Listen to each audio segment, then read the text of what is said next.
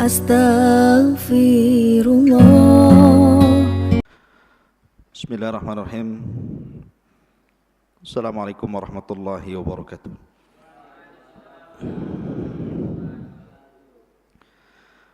Bihamdillah wassalatu wassalamu ala rasulillah wa ala alihi wa sahbihi wa mawalah wa la hawla wa la quwata illa billahi wa ba'du. Alhamdulillah, di malam hari ini kita sekembali duduk untuk talabul ilmi di Masjid Jabal Uhud. Salawat dan salam kita haturkan kepada Rasul yang mulia alaihi salatu wassalam. Allahumma salli ala Muhammad wa ala alihi wa sahbihi wa man sara ala nahji ila yaumiddin. Pembahasan di malam hari ini kita akan membahas tentang menyingkap di balik alam arwah. Apa itu ruh? Dan apa kaitan ruh dengan jasad? Bagaimana ruh bisa keluar dari jasad? Kemudian bagaimana ruh setelah kematian manusia? Dan juga di mana ruh saat kiamat dibangkitkan? Kemudian saat manusia berada di padang mahsyar, ini yang kita akan bahas seputar alam arwah. Ma'asyiral muslimin yang dimuliakan Allah Subhanahu wa taala. Dahulu Nabi SAW ketika hijrah dari Mekah ke Madinah, ketika itu Nabi SAW lewat di sekumpulan orang-orang Yahudi, karena tahu bahwa Madinah itu penuh dengan orang-orang Yahudi kala itu. Dan kebetulan Nabi SAW bersama sahabat Abdullah ibnu Mas'ud radhiyallahu anhu. Maka Yahudi ini, sebagian mereka dengan sebagian yang lainnya saling berbincang dan mengatakan saluhu, saluhu. Tanyalah dia. Maksudnya ragu-ragu mereka mau nanya Nabi SAW. Akhirnya kemudian salah seorang di antara mereka memberanikan diri bertanya kepada Nabi SAW, ya Abul Qasim, marruh. Wahai Abul Qasim, saya ingin bertanya kepadamu, apa itu ruh? Maka Nabi SAW tidak langsung menjawab. Kemudian Rasul menyingkir dari mereka. Kemudian Rasul pun bersandar di bawah pohon kurma. Kata Abdullah bin Mas'ud radhiyallahu anhu mengatakan, fa'alimtu annahu yuha ilaihi. Dan aku mengetahui bahwa Rasul sedang diturunkan wahyu kepadanya. Maka sejenak kemudian Nabi SAW bangkit, kembali menemui orang-orang Yahudi dan membacakan surah Al-Isra. Yas'alunaka 'anir ruh, qulir ruhu min amri rabbi wa ma utitum minal ilmi illa qalila. Mereka bertanya-tanya soal ruh. Katakan ya Muhammad kepada mereka orang-orang Yahudi itu, ruh itu urusan Rabbku, dan apa yang Allah berikan kepada kalian dari pengetahuan itu tidak banyak. Ada juga kisah yang sejenis dengan kisah ini. Ketika orang-orang musyrik Arab datang ke kota Madinah untuk bertanya kepada orang Yahudi tentang Nabi yang baru muncul di Mekah. Karena orang-orang musyrik Arab tahu bahwa orang Yahudi itu kaum yang diberikan kitab.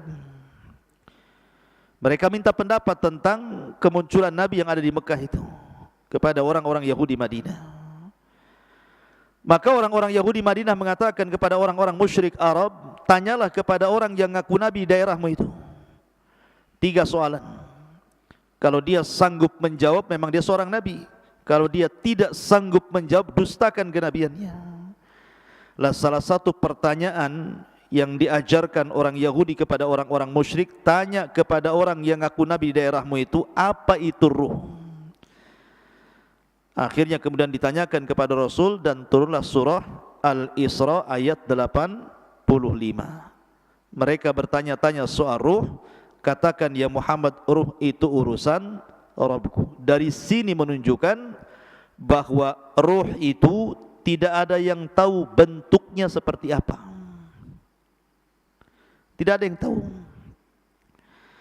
Makanya lihat perdebatan Abu Hanifah ketika berdebat dengan orang-orang ateis soal ketuhanan. Karena orang-orang ateis ini menganggap bahwa Tuhan itu tidak ada. Tetapi kita bagi kaum muslimin, Tuhan itu ada walaupun tidak bisa dilihat, tapi bisa dirasakan keberadaannya dengan melihat alam semesta dan juga ayat-ayat syariah. Salah satu perdebatan Abu Hanifah dengan orang ateis itu, dia mengatakan begini, pernah enggak kamu itu duduk di hadapan orang sakit, berkunjung kepada orang sakit, kemudian duduk di hadapan orang sakit? Kata orang ateis ini, ya aku pernah. Kemudian, pernahkah engkau melihat orang sakit itu sampai menghembuskan nyawa terakhir dia, keluar ruhnya?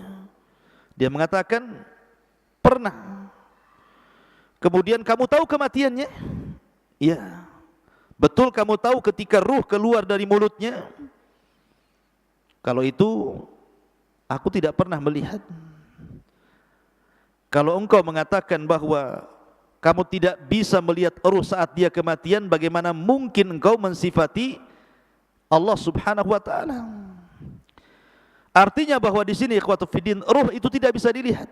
Lihat kalau antum nanti menghadapi orang yang sedang sakaratul maut, pandang wajahnya sampai betul-betul nazak yang terakhir kemudian mati. Antum tidak akan tahu ruhnya dia keluar seperti apa, bentuknya seperti apa, kapan keluarnya, enggak tahu. Tahu-tahu tidak bergerak saja kan. Artinya alam ruh itu alam gaib. Kita tidak tahu seperti apa bentuk ruh itu. Makanya Allah Subhanahu wa taala mengatakan, yas'alunaka 'anir ruhi qulir ruhu min amri rabbi. Mereka bertanya-tanya soal apa itu ruh, katakan ya Muhammad, ruh itu urusan Rabbku. Kenapa? Wa ma utitum minal ilmi illa qalila. Karena pengetahuan kita terbatas soal ruh ini. Ma'asyiral muslimin yang dimuliakan Allah Azza wa Jalla, pertanyaannya, dalam diri saya dan antum itu ada jasad dan ruh. Manusia kan terangkai dari jasad dan juga ruh. Jasad tanpa ruh tidak ada kemuliaan. Karena kalau jasad sudah terpisah dengan ruh, jasad itu jadi bangkai, dimakan rayap. Mau jasad presiden, mau jasad menteri, mau jasad orang kaya, mau jasad pejabat, kalau sudah ruhnya keluar, sebentar saja busuk, kemudian dimakan cacing tanah. Artinya tidak ada kemuliaan jasad itu. Sehebat apapun orang, kalau sudah mati, kain kafan dibawa ke keranda, dibawa ke kuburan, tempatnya pun 1,5 meter kali 1,5 meter. Kapan jasad itu mulia? Ketika ruh masuk, mulailah dia jadi mulia. Karena ketika ruh dan jasad terangkai, maka macam-macam orang itu kan. Ada yang menjadi pemimpin, pejabat, orang kaya dan begitu seterusnya. Pertanyaan saya, lebih dahuluan mana? Penciptaan Allah ruh ataukah jasad? Lebih dulu mana? Ruh dulu diciptakan kemudian jasad, ataukah jasad dulu diciptakan kemudian ruh? Hah? Gak ada yang tahu jawab? Gak apa-apa, antum dengar saja. Apa yang antum jawab? Ya. Ketika Allah Subhanahu wa taala menciptakan Adam alaihi salatu wassalam, Allah menciptakan jasad Adam atau menciptakan ruhnya dulu? Menciptakan Adam dulu. Allah mengutus malaikat maut. mengambil tanah dengan berbagai macam jenisnya di dunia, mulai tanah yang keras, tanah yang lembut, tanah yang lembek, gitu ya. Tanah berwarna merah, berwarna hitam, berwarna kuning, berwarna putih, gitu, macam-macam warna. Kemudian dinaikkan ke langit. Kemudian Allah bentuk Adam alaihi salatu wassalam, membentuk menjadi manusia tersempurna, termulia. Laqad khalaqnal insana fi ahsani taqwim. Kemudian setelah Adam menjadi patung, maka Allah membiarkan patung Adam itu seperti itu, mengeras. Belum ada ruh, masih jasad. Sampai syaitan, iblis itu, saking hasadnya dengan Adam, Adam belum dititipkan ruh itu, datang, ngitarin patungnya Adam. Kadang masuk dari lubang telinga, keluar dari lubang hidung, masuk lubang hidung, keluar lagi dari lubang yang lain, ya kan? Karena banyak lubang antum itu, lubang sana, lubang sini, gitu ya. Jadi iblis tahu bahwa Adam itu berongga. Makanya dia mengatakan, lau sullitu alayya la uhlikanna. Kalau orang ini diserahkan kepadaku, ku hancurkan dia, atau ku buat dia maksiat kepada Allah Azza wa Jalla. Lihat hasadnya iblis. Dari sini Allah Subhanahu wa taala menciptakan secara zahir ayat dalam Al-Qur'an tentang penciptaan Adam. Allah belum menciptakan ruh, tapi Allah membentuk jasad Adam dulu sampai betul-betul sempurna, mengeras. Baru setelah itu Allah ciptakan ruh. Jadi ketika Allah menciptakan Adam, jasad dulu apa ruh dulu? Jasad dulu. Setelah jadi, baru Allah ciptakan ruh.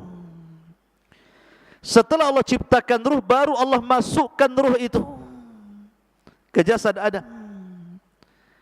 Ketika ruh baru sampai di tenggorokan saja, Adam sudah lapar tuh. Kemudian bersin, hacih. Ya, kemudian Allah mengatakan, ya Adam, katakan alhamdulillah.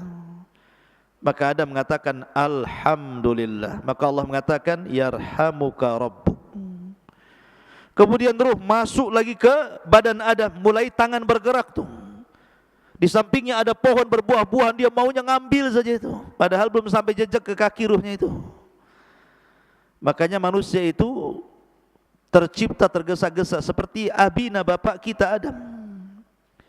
Baru setelah sempurna ruh itu sampai di kaki, sempurnalah Adam itu menjadi manusia yang disebut dengan nafsun.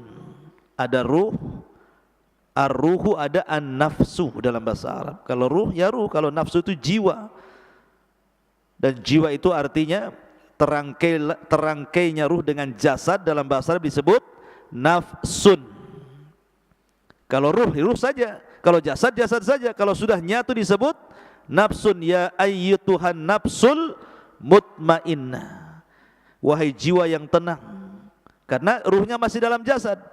Ukhruji ila ila ridwanullah, keridhaan Allah Subhanahu wa taala.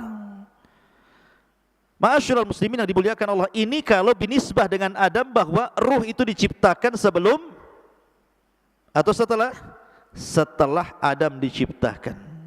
Adam dulu diciptakan, baru ruhnya diciptakan.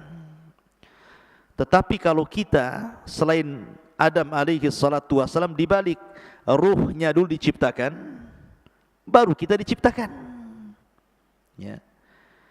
Karena dalam hadis Bukhari, ketika Nabi SAW bersabda tentang cerita penciptaan manusia, di mana Allah Subhanahu wa taala ketika menciptakan manusia itu, pertama 40 hari segumpal air mani, kemudian 40 hari kedua segumpal darah, kemudian 40 hari ketiga menjadi segumpal daging, berbentuklah dia manusia.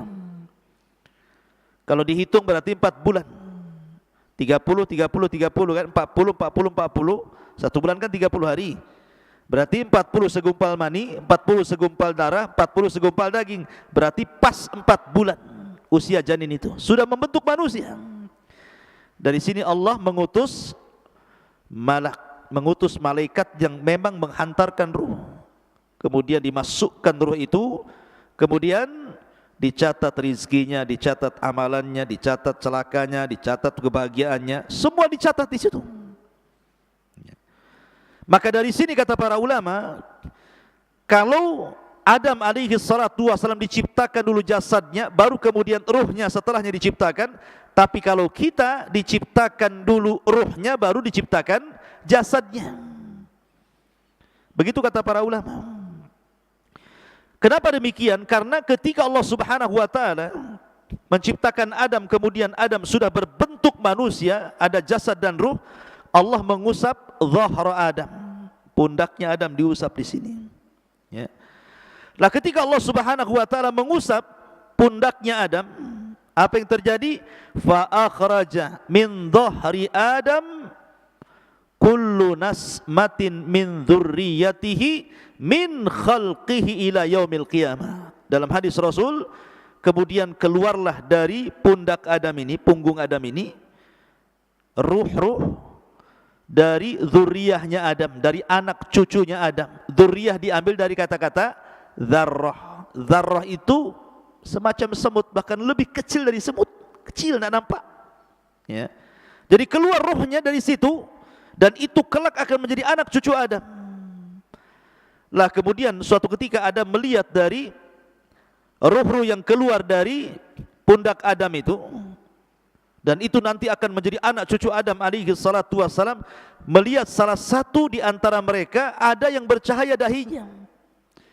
Kemudian Adam bertanya, siapa itu? Maka malaikat mengatakan, itu Daud, salah satu turunanmu.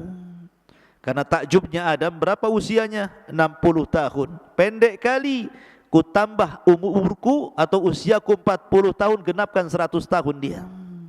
Akhirnya Adam menghibahkan 60 tahun usianya, 40 tahun usianya untuk Nabi Daud supaya digenapkan menjadi 100 tahun. Dari sini bahwa ruh sudah diciptakan dulu. Karena ketika Allah mengusap pundak Adam, disitulah keluar arwah-arwah yang kelak akan menjadi anak cucu Adam sampai kiamat dibangkitkan. Banyak, berapa ruh itu jumlahnya coba? Jumlah manusia kan miliaran, dikeluar banyak gitu. Lah dari sinilah mereka akhirnya ditempatkan di sebuah tempat yang disebut dengan alam ruh. Disinilah terjadi mitsak, perjanjian antara ruh dengan Allah Subhanahu wa taala. Dan itu disebutkan dalam surah Al-A'raf ayat 172.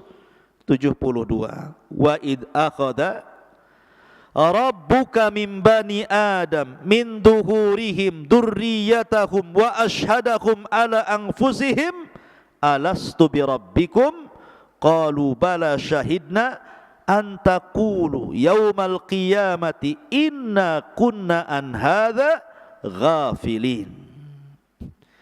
Dan ingatlah ketika Rabbmu membuat perjanjian dengan anak turunan Adam, min duhurihim dzurriyyatahum, di belakang mereka dari anak cucu yang kelak akan terlahir dari Adam alaihi salatu wassalam. Apa perjanjian Allah dengan kita? Alastu bi rabbikum, bukankah aku Rabb kalian? Bukankah aku Rabb kalian? Maka semua ruh mengatakan qalu bala syahidna, iya kami menyaksikan Anda itu Rabb kami. Pertanyaannya, antum ingat apa lupa?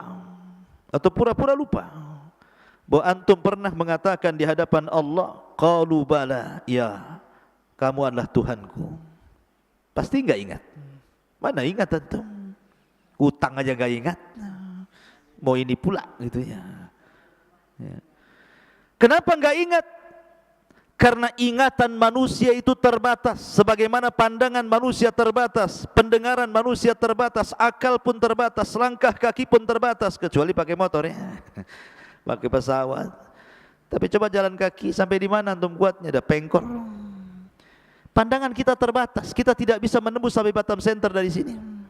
Terhalang hutan-hutan, walaupun tak ada hutan pun kita terbatas pandangan kita. Pendengaran pun terbatas, akal pun terbatas, pemahaman pun terbatas, maka ingatan pun terbatas. Kita sudah lupa bahwa kita pernah berdialog dengan Allah dan mengatakan alastu birabbikum, dan kita mengatakan qalu bala syahidna. Ma'asyiral muslimin, kenapa demikian? Supaya tidak ada uzur bagi kita pada hari kiamat dengan mengatakan aku tidak pernah mengenal Tuhan sehingga aku tidak ibadah. Kita sudah diikat dengan perjanjian. Makanya Rasulullah mengatakan kullu maulud yuladu alal fitrah, setiap bayi yang dilahirkan itu brojol menjadi fitrah. Fitrah itu artinya mengenal Islam. Kenapa? Karena lanjut hadis Nabi SAW, fa abawahu yuhawidanihi au yunassiranihi au yumajjisani. Bapaknya yang menjadikan dia Yahudi, Nasrani ataupun Majusi. Stop hadis sampai ini, dan tidak ada kata-kata bapaknya yang menjadikan dia Muslim. Ya, karena lahirnya anak siapapun terlahir Islam, mengenal Rabbnya. Tapi kita lupa. Lah di alam ruh ini pula Allah menawarkan amanah. Yang Allah Subhanahu wa taala isyaratkan dalam surah apa?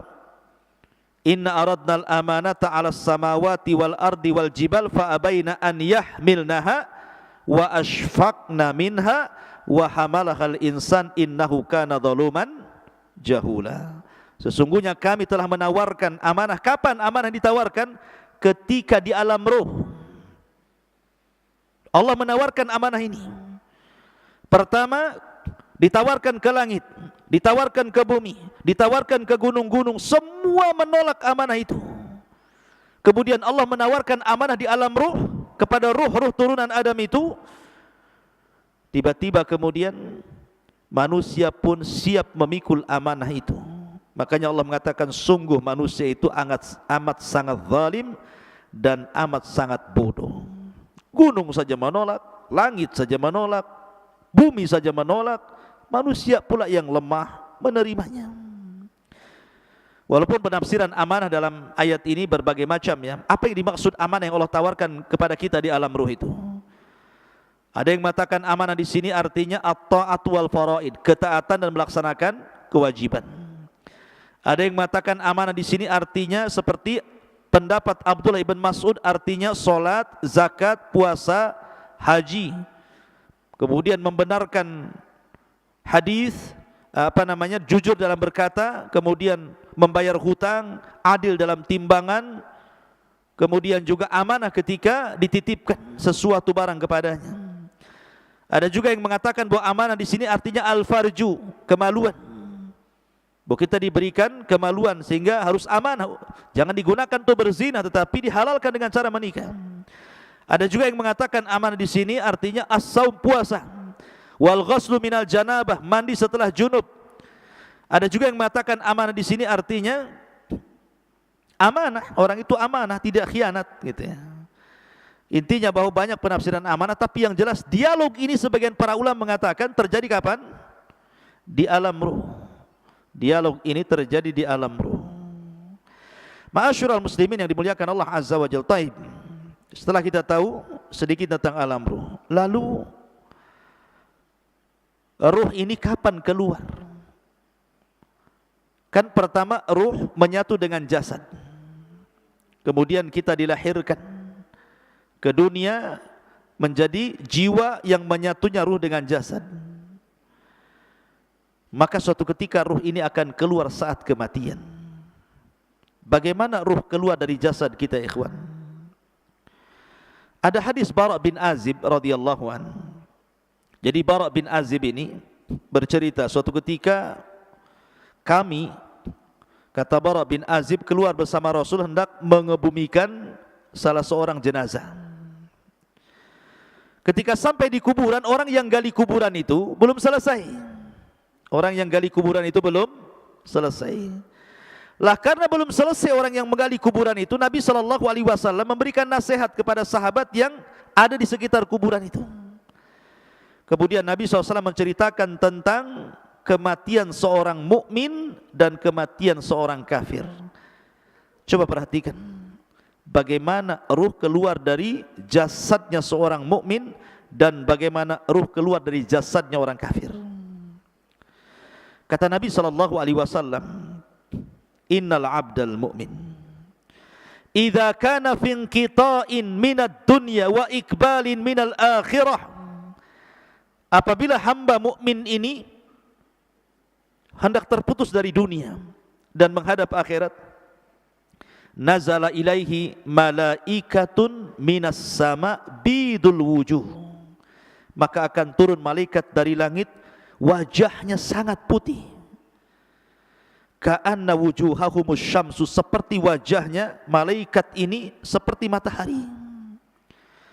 Ma'ahum kafanun min akfanil jannah wa hanutun min hanutil jannah, malaikat yang turun dari langit yang memiliki wajah yang sangat terang putih itu membawa kain kafan dari sorga dan wewangian dari sorga. Kata para ulama, ketika nanti antum mendekati ajal, malaikat yang turun kepada antum itu ada 4. Satu disebut malakul maut, malaikat kematian. Yang 3 disebut rusulul maut. Rusulul maut, tawaffathu rusuluna. Ada 3 utusan Allah malaikat yang mendampingi malakul maut. Yang pertama membawa kain kafan, yang kedua membawa hanut, dan yang ketiga membisikkan di telinganya kalau dia seorang mukmin kabar gembira. Adapun malakul maut hanya mencabut nyawa saja, kemudian diserahkan kepada 3 malaikat itu. Ulama mengatakan dalam hadis ini, ruhnya seorang mukmin itu ketika dicabut itu dimulai dari jari-jari jemari, dari ujung-ujung jari ini, ujung jari kaki dan tangan. Jadi kalau ruhnya di sini dia mulai berjalan, begitu jadi dari kaki mulai ke atas, ya, sampai di tenggorokan, berkumpul di tenggorokan ruhnya. Apa yang terjadi? Kalla idza balagatit taraq wa qila man raq. Apabila ruh sudah sampai di tenggorokan di sini, kata Allah, man raq, siapa yang bisa meruqyah dia? Siapa yang bisa menyembuhkan sehingga mengembalikan ruhnya ke dalam jasadnya? Enggak ada. Lah ruh itu ketika dicabut, dari mana keluarnya? Dari mulut. Ruh itu keluar dari mulut kita. Kemudian ketika dia keluar, mata ini memandang ruh itu keluar.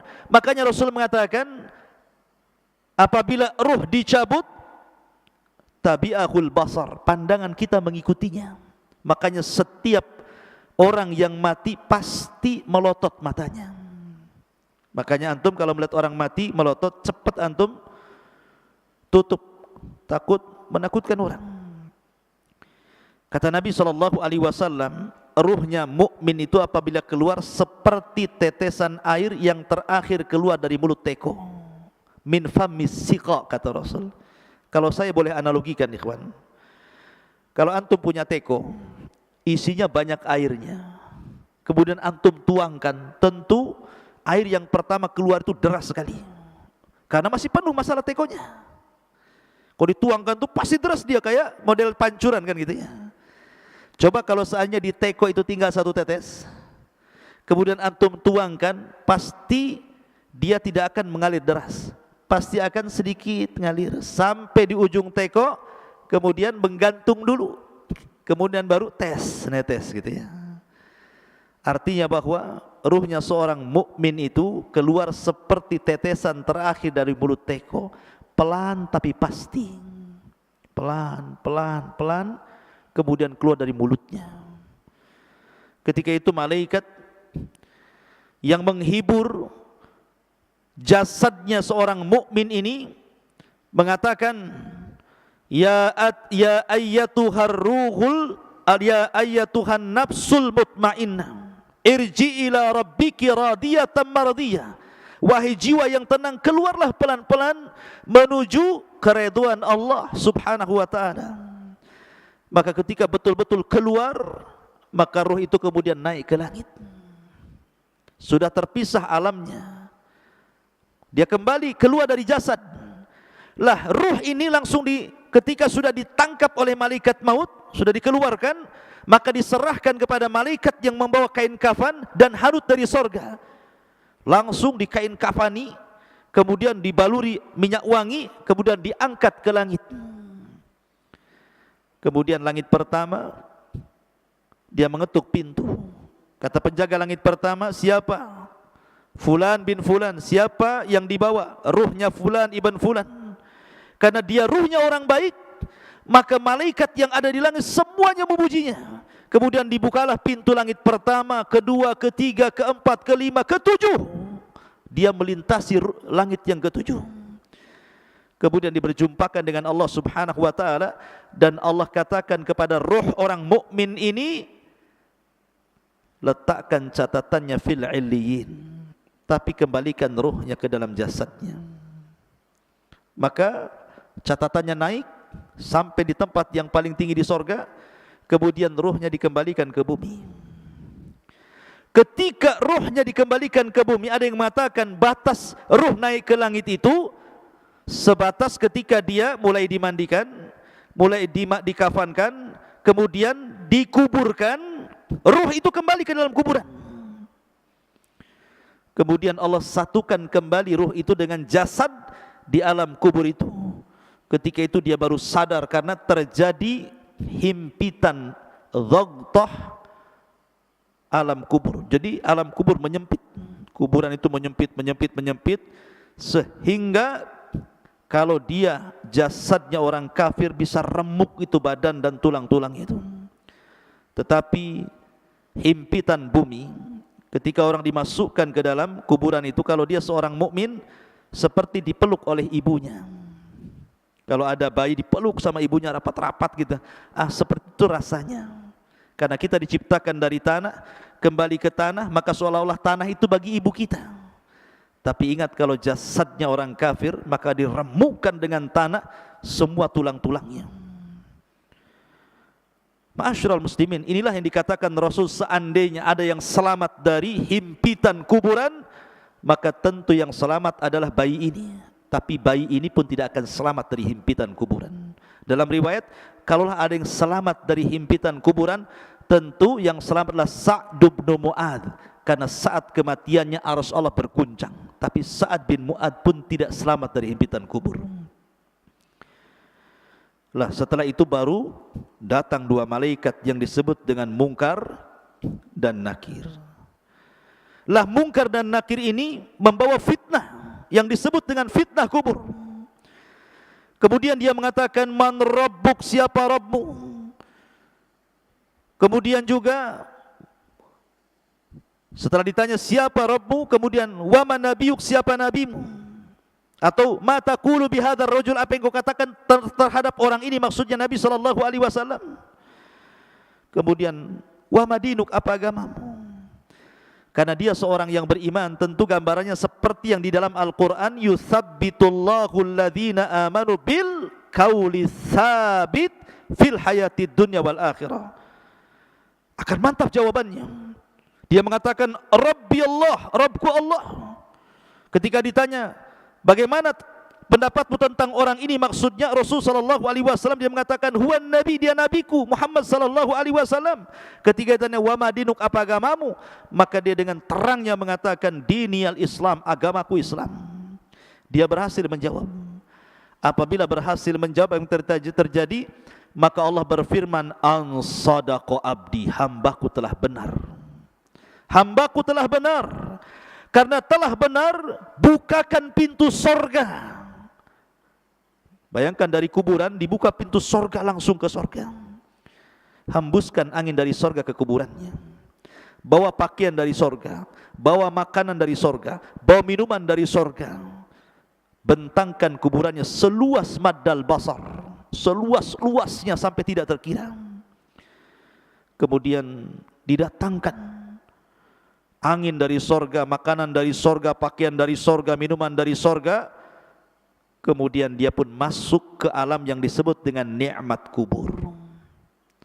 Ketika itu datang seseorang yang tampan, kalau perempuan yang cantik gitu kan, tiba-tiba mendekati orang ini. Kenalan, siapa namamu? Apa pekerjaanmu? Ngobrol. Layaknya kita di dunia ketemu orang ngobrol. Karena saking asiknya ngobrol, ikhwan, tidak sadar kalau seandainya bumi sudah mau dikiamatkan. Sehingga ketika betul-betul bumi ini sudah mendekati hari kiamat, Israfil sudah siap meniup sangkakalanya, barulah kemudian dia bertanya, kamu ini siapa? Kok kamu baik sekali mau menemani aku di dalam kuburan ini? Maka orang ini mengatakan, ana amalukas saleh, sayalah amal solehmu, sayalah puasamu, sayalah salatmu, sayalah zikirmu, sayalah silaturahimmu, sayalah birrul walidainmu, sayalah seluruh amal solehmu. Allah jelma menjadi manusia sehingga menjadi teman kita dalam kuburan.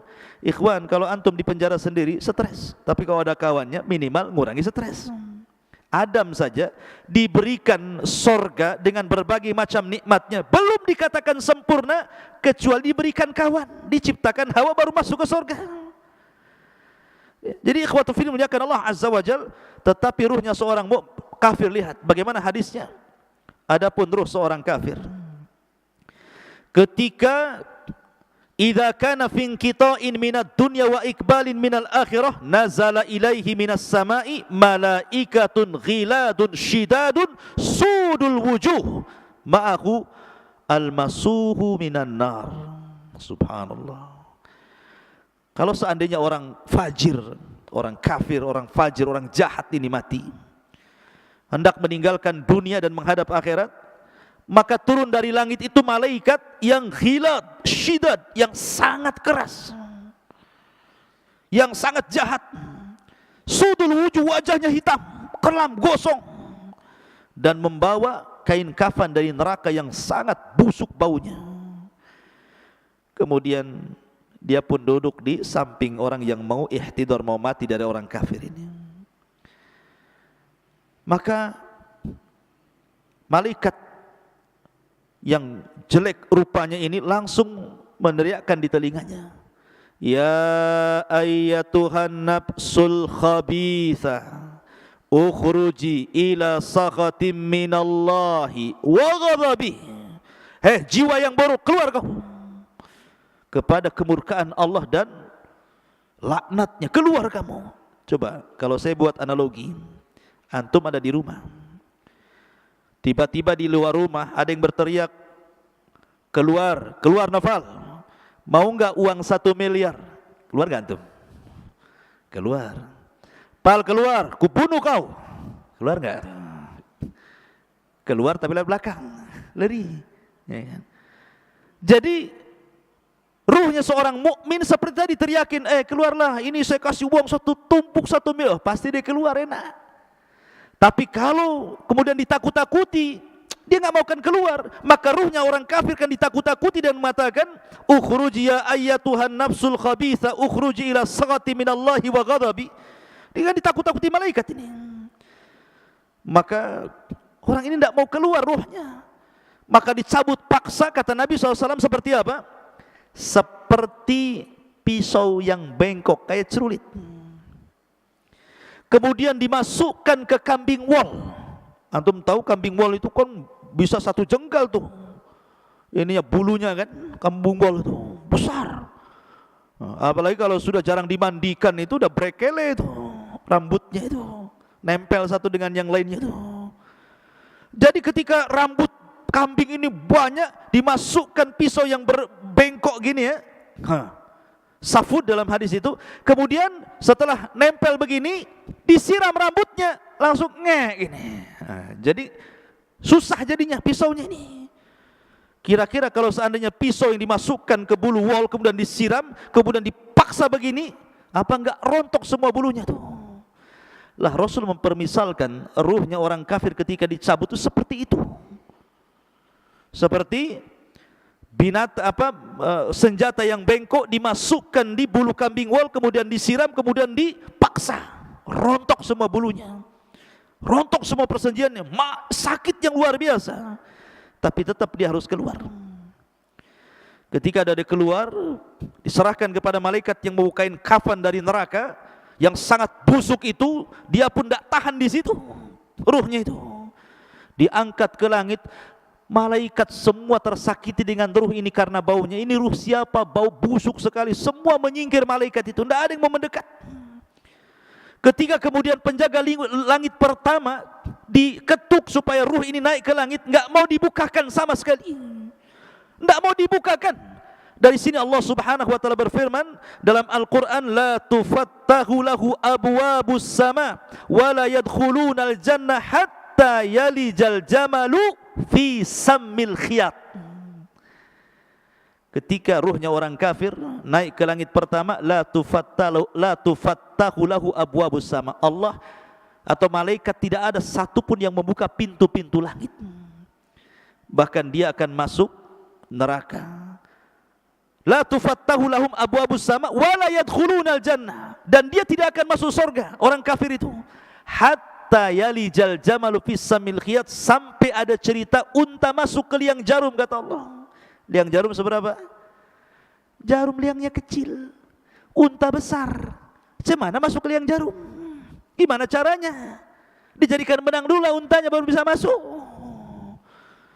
Artinya bahwa mustahil ada unta masuk ke liang jarum, kecuali kalau jarumnya gede gitu ya, lubangnya seperti pintu itu. Mana ada jarum ya. Jarumnya kecil, jarum itu artinya mustahil orang kafir masuk surga. Lah ketika tidak dibukakan pintu langit, akhirnya oleh malaikat yang sudah capek-capek bawa ke atas, dilempar ruh itu. Bayangkan, dilempar ruh itu sehingga ruh itu jatuh dari ketinggian itu. Kemudian ketika bersatu dengan jasadnya seperti antum, jatuh dari atas, gimana rasanya tuh? Gak usah dirasakan, pasti sakit ya. Rontok semuanya. Sudah kesakitan, tiba-tiba dihimpit lagi kuburan, langsung remek semuanya. Setelah ada himpitan kubur, tiba-tiba datang malaikat Munkar dan Nakir, kemudian berteriak dan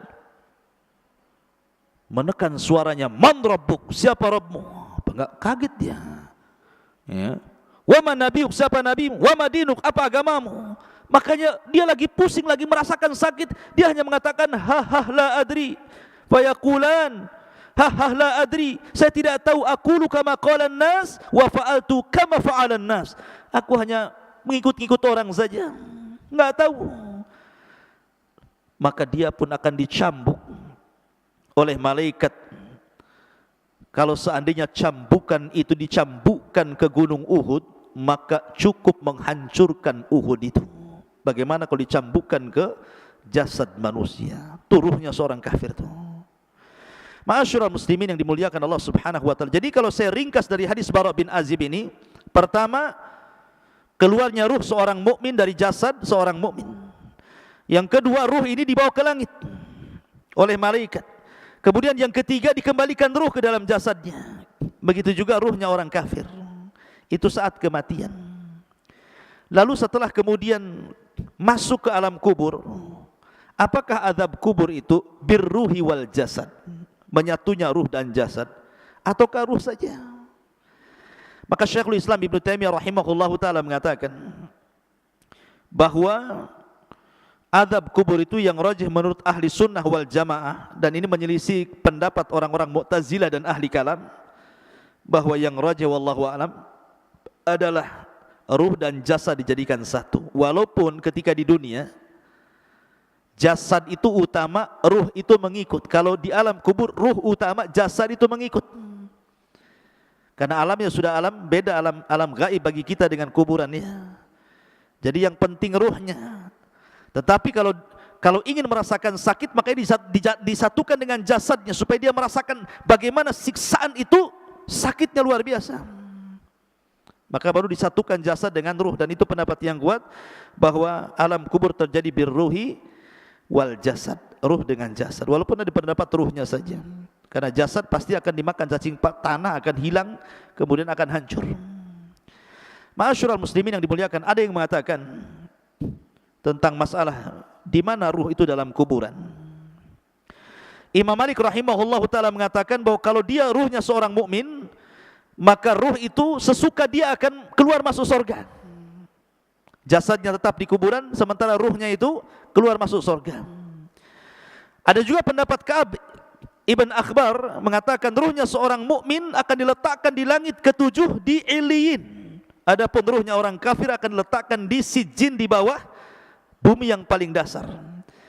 Ada juga pendapat Imam Ibnu Hazm mengatakan bahwa ruh dalam kubur itu dia tetap di situ, ya, tidak keluar dari kuburan. Ada juga yang mengatakan, Ibnu Abdul Bar mengatakan ruhnya syuhada maka akan masuk ke dalam sorga dan akan diletakkan di kendil-kendil sorga, kemudian digantung di aras-aras Allah. Adapun ruhnya seorang mukmin maka mereka akan dimasukkan ke dalam sorga dan akan diletakkan, digantung-gantungkan di pohon sorga. Itu pendapat Ibnu Abdul Bar. Dan juga pendapat Ibnu Ash-Shihab, ya, bahwa ruhnya syuhada juga akan digantungkan di arasy seperti kendil-kendil dan keluar masuk surga. Wallahu a'lam. Karena bagaimanapun pengetahuan kita tentang ruh tidak banyak. Wa ma utitum minal ilmi illa qal, ini hanya pendapat para ulama. Adapun hakikatnya wallahu a'lam, yas'alunaka 'anir ruh qulir ruhu min amri rabbi. Ma'asyiral muslimin yang dimuliakan, lalu ketika terjadi hari kiamat, di mana ruh? Ulama mengatakan bahwa ada 7 perkara yang tidak akan binasa pada hari kiamat. Catat 7 perkara ini. Tidak akan binasa pada hari kiamat. Tetapi yang lainnya pasti dihancurkan. Ketika Israfil meniupkan sangkakalanya, semua makhluk Allah dihancur-hancurkan.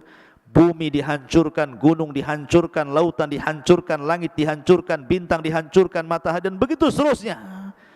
Tapi ada 7 makhluk yang tidak akan pernah dihancurkan. Ada yang mengatakan 8, ada yang mengatakan 7. Yang pertama arsy. Arsy tidak akan dihancurkan Allah Subhanahu wa taala. Kemudian yang kedua dan yang ketiga, al-jannatu wan nar. Surga dan neraka tidak mungkin hancur dengan tiupan sangkakala. Kemudian yang keempat, al-ajbu. Al-ajbu itu artinya tulang ekor setiap manusia. Mungkin badan bisa hancur, tulang-tulang yang lain bisa hancur, tapi tulang ekor tidak mungkin dihancurkan Allah, karena kita diciptakan dari tulang ekor itu. Kemudian yang nomor 5, al-lauh, papan tempat menulis kolam itu. Al-lauh yang disebut lauhil mahfud, tidak akan hancur. Kemudian yang keenam, al-qalam, dan kolam makhluk kedua yang Allah ciptakan setelah arsy tidak akan hancur. Kemudian yang nomor 7, ruh. Ruh tidak akan hancur. Ketika Israfil meniupkan sangkakala, itu tidak akan hancur. Dan ini disebutkan di dalam nuniyahnya Imam Ibnul Qayyim rahimahullahu ta'ala, dan juga dalam kitabnya Syarhus Sunnah li Imam Al-Barbahari rahimahullahu ta'ala, dan juga kitab-kitab yang lain yang menunjukkan 7 perkara tidak akan dihancurkan saat alam dihancurkan. Salah satunya ruh. Lalu ruh di mana ketika terjadi kiamat? Ruh itu terjadi ketika terjadi kiamat, maka terputuslah azab kubur, nikmat kubur, dan begitu seterusnya. Maka ruh itu akan diletakkan di Eliyin yang mukmin-mukmin, kemudian ruhnya orang-orang kafir dan orang-orang jahat diletakkan di Sijjin, di dasar bumi. Kemudian terjadi kiamat hebat. Selama 40, bisa 40 tahun, bisa 40 bulan, bisa 40 hari. Baru Israfil kemudian meniupkan sangkakala yang kedua. Ketika itu jasad-jasad oleh Allah dikembalikan lagi. Tulangnya dirangkai lagi, kemudian dagingnya dirangkai lagi dengan tulangnya. Jadilah setiap manusia, sehingga tanah itu dipenuhi dengan jasad. Allah mengatakan, idza zulzilatil ardu zilzalaha wa akhrajatil ardu athqalaha. Dan Allah keluarkan beban-beban berat dari perut bumi, maksudnya manusia, dilempar ke permukaan. Wa alqat ma fiha wa takhallat, dan kami lempar isi-isi perut bumi sampai kosong, karena semua jasadnya berada di permukaan bumi, semua jasad, belum ada ruh. Baru setelah jasad mulai dari Adam alaihi salatu wasalam sampai orang yang terakhir mati, sudah di permukaan bumi, di padang mahsyar, maka Allah mengatakan dalam Al-Quran, ruh itu kemudian dilesatkan dari Eliyin dan dilesatkan dari Sijjin, ya. Wa idzan nufusu zuwizat, dan ketika nufus, jiwa-jiwa itu disatukan. Jadi ruh dari Ilin melesat, kemudian ruh dari Sijin melesat, dan anehnya tidak tertukar tuh ruh dengan jasad itu. Bukan berarti kemudian ruhnya Naufal tertukar dengan ruhnya siapa gitu, enak kali ya. Jadi tidak tertukar, artinya bahwa ruh itu akan kembali ke jasadnya sesuai ketika di dunia jasadnya. Dan yang pertama kali adalah ruhnya Muhammadun sallallahu alaihi wasallam. Makanya dia orang yang pertama kali siuman sebelum manusia siuman. Ana awwal man yashaqqu fihil qabr. Saya pertama orang yang keluar dari kuburan, katanya, kata Rasul. Kemudian aku melihat Nabi Musa sedang bersandar. Aku ragu-ragu apakah dia dulu ataukah aku, kata Rasulullah. Kan gitu ya. Baru kemudian bangkit semua, karena sudah nyatu lagi ruhnya tuh. Kemudian ketika bangkit, bingung orang-orang kafir ini, sehingga mereka mengatakan, ya wailana man ba'atsana mim marqadina. Celaka siapa yang membangunkan aku ini dari tidur-tidurku ini. Tapi orang-orang yang beriman mereka mengatakan, hadza ma wa'adar rahman wa sadaqal mursalun. Inilah janji Allah dan benarlah ucapan para rasul. Berarti dari sini terjadi infisal ruh dengan jasad berapa kali? Pertama, ketika ruh kita dengan jasad kita dalam janin terpisah. Karena jasad belum diciptakan, ruh sudah diciptakan. Ya, itu perpisahan pertama, ruh dengan jasad. Kemudian yang kedua, saat kematian, ruhnya dicabut lagi dari jasad. Kemudian disambungkan lagi di alam kubur. Kemudian setelah terjadi kiamat, dipisahkan lagi ruhnya, diletakkan di Iliyin, kemudian di padang mahsyar disatukan lagi, dan tidak akan pernah dikeluarkan lagi setelah itu, baik yang masuk ke dalam sorga ataupun yang masuk ke neraka. Tetapi yang ada kelak, badan kita akan dibesarkan. Kata para ulama, kapan? Ketika membaca catatan amal. Ketika Naufal membaca catatan amal 1, 2, kalau itu amalan baik dibaca, maka bercahayalah wajahnya, mengembang badannya. Dibaca lagi catatan kebaikannya, makin bercahaya, makin mengembang, makin bercahaya, makin mengembang, sehingga tanpa sadar badan itu besar, sehingga tingginya 30 meter 60 hasta, lebarnya 7 hasta 3,5 meter, dan bentuk mereka semua sama, kasurati abikum Adam, seperti gambaran bapak kalian Adam alaihi salatu wassalam.